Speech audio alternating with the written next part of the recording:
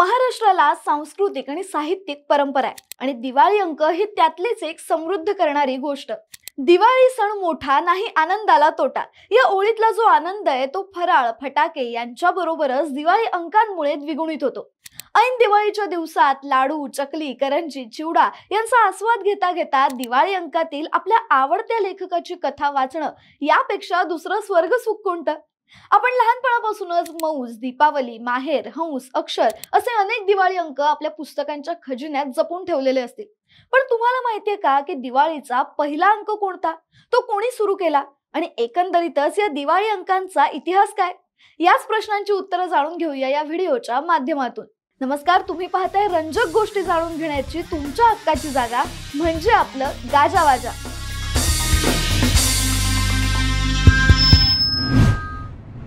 तर मंडळी 1909 साली मराठीतला पहिला दिवाळी अंक मासिक मनोरंजनचे संपादक काशीनाथ रघुनाथ मित्र यांनी प्रकाशित केला।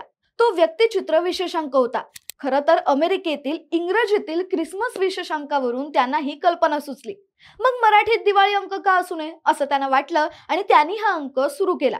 इतकंच नव्हे तर तो त्यांनी विनामूल्य उपलब्ध करून दिला होता।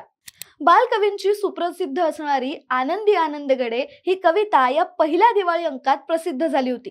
सलग 3 वर्ष कार मित्र यांनी तो विनामूल्य उपलब्ध करून दिला आणि त्यानंतर हळूहळू इतर मासिकांनीही दिवाळी अंक काढायला सुरुवात केली। पुढे 1932 पर्यंत बऱ्याचशा मासिकांनी दिवाळी अंक काढायला सुरुवात केली होती। पण हे दिवाळी अंक यायच्या आधी पूर्वी मराठी मासिकातून क्रमशः कादंबऱ्या प्रकाशित केल्या जायच्या, मग त्याच दिवाळी अंकातून प्रकाशित होऊ लागल्या। कथा कविता कादंबऱ्या व्यक्तिचित्र प्रवास वर्णन आत्मचरित्र अशा विविध प्रकारचं लेखन दिवाळी अंकातून प्रकाशित होऊ लागलं। ही दिवाळी अंकाची परंपरा मनोरंजन या मासिकाने 1935 पर्यंत जपली। आता म्हणजेच 2024 पर्यंत ही परंपरा यशस्वीरित्या चालू असून संपूर्ण महाराष्ट्रात आजच्या घडीला 300 ते 400 दिवाळी अंक निघतात। कार मित्रांनी 1909 साली काढलेला मनोरंजनचा पहिला दिवाळी अंक 192 पानांचा होता। या अंकाचं आणखी एक वैशिष्ट्य म्हणजे त्यात असलेला त्यावेळच्या स्त्री लेखिकांचा समावेश। त्या काळची स्त्री आजच्या सारखी पुरुषांच्या बरोबरीची मानली जात नव्हती। तरीही मनोरंजनच्या पहिल्या दिवाळी अंकात चिमणाबाई गायकवाड, लक्ष्मीबाई टिळक, काशीबाई हिरलेकर, क्षमाबाई राव, गिरिजाबाई केळकर, मथुराबाई जोशी अशा विदुषींच्या साहित्याचा समावेश होता। मुळातच काशीनाथ मित्र नव्या विचारांचे पुरस्कर्ते असल्यामुळे मनोरंजनची निर्मिती त्यांनी त्याच विचारातून केली होती। या पहिल्या दिवाळी अंकापासून दिवाळी अंकाच्या प्रथेमध्ये खंड पडलेला नाही।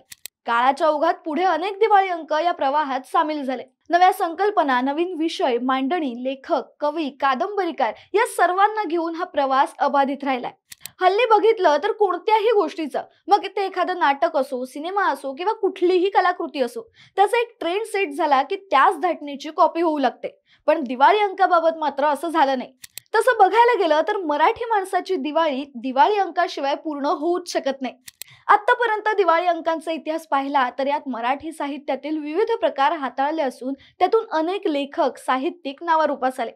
1922 साली निर्मित झालेला मौज हा सर्वात जुना दिवाळी अंक आहे। गरी माडगुळकर, कुसुमाग्रज, शांता शेळके, मंगेश पाडगावकर, विंदा करंदीकर, वसंत बापट, इंदिरा संत, नारायण सुर्वे इत्यादी दिग्गज कवींनी मौजच्या दिवाळी अंकात नेहमीच हजेरी लावली।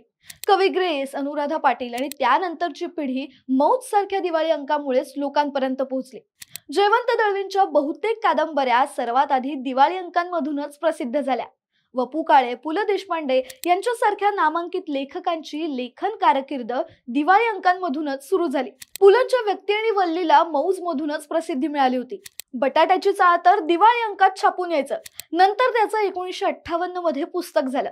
व्यंकटेश माडगुळकरांची पहिली कथा गावाकडं ही 50च्या दशकात दिवाळी अंकातूनच छापून आली होती। पूर्वी काही दिवाळी अंक हे संपादकांचे दिवाळी अंक म्हणून ओळखले जायचे। आचार्य अत्रेंचा नवयुग, पुआ चित्रेंचा अभिरुची, राम पटवर्धनांचा सत्यकथा, उमाकांत ठोंबरेंचा वीणा, अनंत अंतरकरांचं हंस, नवल, मोहिनी हे त्याची काही उदाहरणं। प्रसिद्ध चित्रकार दीनानाथ दलालांनी 1950च्या दशकात दीपावली हा दिवाळी अंक सुरू केला। तर त्याच सुमारास त्या काळातील दुसरे गाजलेले चित्रकार रघुवीर मुळगावकर यांनी रत्नदीप हा दिवाळी अंक काढायला सुरुवात केली। विशेष म्हणजे आवाज या विनोदी दिवाळी अंकावर सलग 3 वर्ष शिवसेना प्रमुख बाळासाहेब ठाकरे यांनी मुखपृष्ठ काढलं होतं, यावर कोणाचा विश्वासच बसणार नाही. व्यंगचित्र हे दिवाळी अंकाचंच बाळ म्हणावं लागेल. दिवाळी अंकांनी मराठीला जितके व्यंगचित्रकार दिले त्याचं मोल खूप जास्त आहे. प्रभाकर झळके, प्रभाकर ठोकळ, बडमंत्री ते अगदी शेवटपर्यंत आपली कारकीर्द गाजवणारे वसंत सरवटे आणि मंगेश तेंडुलकर यांच्यापर्यंतच्या नावांचा त्यात समावेश आहे. थोडक्यात काय तर नवशिख्या लेखकांच्या, कलाकारांच्या दृष्टीने त्यांच्या जडणघडणीसाठी दिवाळी अंक ही एक शाळाच आहे आणि वाचकांची भूक भागवण्याचं ते एक उत्तम साधन आहे. आता दिवाळी अंकाबद्दल बोलतोय तर त्यात महत्वाचा फॅक्टर येतो तो म्हणजे जाहिराती. याबद्दल सांगायचं झालं तर 1950 ते 80च्या काळातील दिवाळी अंक हे खरोखर साहित्य विशेषांक होते आणि ते जाहिरातींचा वापर केवळ आधार म्हणून करत असत. पण आता जाहिराती जास्त आणि त्याला तोंडी लावायला साहित्य अशी अवस्था आहे असं मत जाणकार व्यक्त करतात. कासव छाप अगरबत्ती, महाराष्ट्र बँक, कॉस्मॉस बँक, विको वज्रदंती, कॅमलिन, कालनिर्णय अशा अनेक कंपन्या 25 लाखापर्यंत जाहिराती दिवाळी अंकांना देतात. दीनानाथ दलाल जाहिरातींना दिवाळी अंकाचा गॅस म्हणत. पण हल्ली बरेचसे अंक केवळ जाहिराती मिळतात म्हणून सुद्धा काढले जातात. वर्तमानपत्रांच्या दिवाळी अंकांचा त्यात प्राधान्याने समावेश होतो. पण या दिवाळी अंकांच्या निमित्तानं printer, binder, proof reader, compositor, चित्रकार, ग्राफिक आर्टिस्ट, वेब डिझायनर, अनुवादक, वितरक अशा अनेकांना रोजगार मिळतो हे देखील तितकंच खरं. आता हे दिवाळी अंक नेमके कधी येतात हे जाणून घ्यायचं झालं तर हे सर्व दिवाळी अंक दिवाळीच्या आगेमागेच बाजारात येतात. पण दैनिक सामनाचा दिवाळी अंक मात्र दसऱ्यालाच बाजारात येतो. दिवाळी अंकांच्या आगमनाची नांदी सामनाच्या अंकाने होते. दैनिक, साप्ताहिक, पाक्षिक, मासिक, द्वैमासिक, त्रैमासिक, षणमासिक, अर्धवार्षिक आणि वार्षिक अशी सर्व नियतकालिकं दिवाळी अंक काढतात. मौज, श्री दीपलक्ष्मी, हंस, दीपावली ही पूर्वीची साप्ताहिकं, मासिकं आता बंद पडली असली तरी आता त्यांचे दिवाळी अंक मात्र काढले जातात. महाराष्ट्राबाहेर विचार केला तर बडोदा, इंदोर, हैदराबाद, कोलकाता, दिल्ली या ठिकाणांहूनही अंक प्रकाशित होतात. भारताबाहेर सांगायचं झालं तर लंडन आणि अमेरिकेतील महाराष्ट्र मंडळ हे दिवाळी अंक काढतात. मराठीत किती विपुल आणि व्यापक प्रमाणावर साहित्य निर्मिती झाली आहे याचा अंदाज या दिवाळी अंकातून येतो. गेल्या शतकभरात किमान 10,000 दिवाळी अंक निघाले असून आज ते अंक शोधून काढणं सुद्धा कठीण झालंय. वास्तविक बघायला गेलं तर अगदी 1909 पासून निघालेल्या दिवाळी अंकांचं एक स्वतंत्र ग्रंथालय निर्माण होऊ शकतं. दरवर्षी मोठ्या संख्येने दिवाळी अंक बाजारात येतात आणि स्वतःच्या वैशिष्ट्यांसह ते वाचकांपर्यंत पोहोचतात सुद्धा. साहित्य, महिला, ज्योतिष, आरोग्य, रहस्य कथा या वैविध्यपूर्ण प्रकारांसह ते वाचले सुद्धा जातात. काही दिवाळी अंक दरवर्षी स्वतंत्र विषय घेऊन त्याचा विशेषांक काढतात.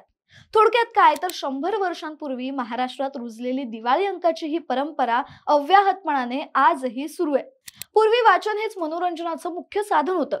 पुढे काळ बदलला. आकाशवाणी, दूरदर्शन, खासगी वाहिन्या, केबल, इंटरनेट असा मनोरंजनाचा आवाका विभागला गेला. तंत्रज्ञानात बदल झाले, पण या सर्व बदलांना सामोरं जात दिवाळी अंकांचा प्रवास मात्र चालूच आहे. असं म्हणतात की परंपरा हे संस्कृतीचं बाय प्रोडक्ट असतं. त्यामुळे संस्कृती धोक्यात येऊ लागली की त्याचा उपसर्ग परंपरेला होतच असतो.